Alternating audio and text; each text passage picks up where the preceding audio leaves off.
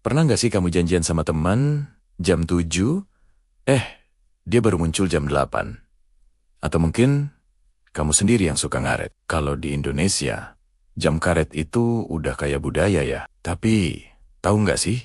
Di beberapa negara, telat itu bisa jadi masalah besar. Loh, bahkan bisa dianggap nggak sopan dan nggak profesional. Penasaran?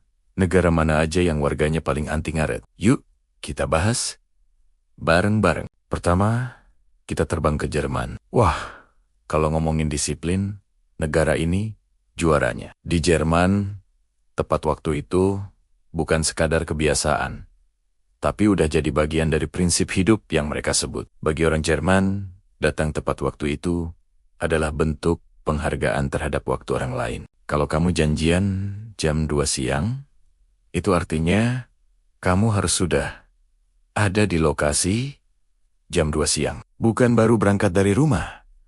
Telat 5 menit aja bisa dianggap nggak sopan loh. Dalam dunia bisnis, keterlambatan bisa bikin citra kamu jelek banget.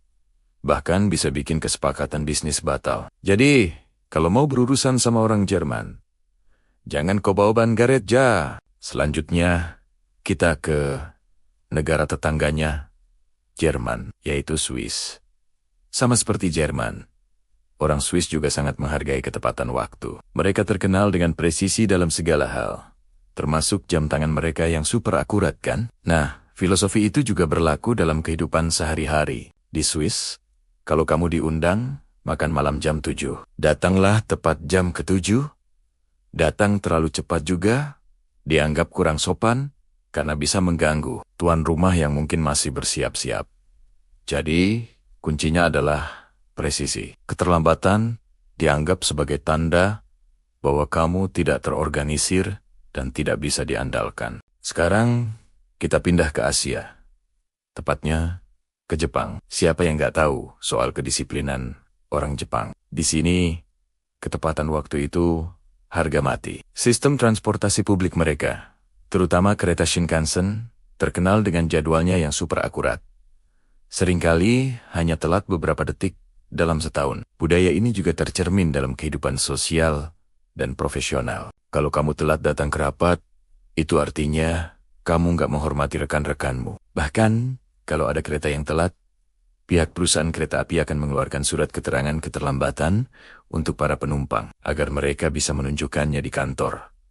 Keren banget kan? Ini menunjukkan betapa seriusnya mereka menganggap waktu. Jangan lupakan juga Korea Selatan. Meskipun mungkin gak sekaku Jepang, budaya pali-pali atau cepat-cepat membuat ketepatan waktu jadi sangat penting. Dalam lingkungan kerja yang kompetitif, datang tepat waktu atau bahkan lebih awal adalah sebuah keharusan untuk menunjukkan dedikasi dan etos kerja yang tinggi. Keterlambatan bisa memberikan kesan negatif yang sulit dihilangkan, baik dalam hubungan personal maupun profesional. Jadi, kalau kamu mau sukses di Korea, mulailah dengan menghargai setiap detiknya.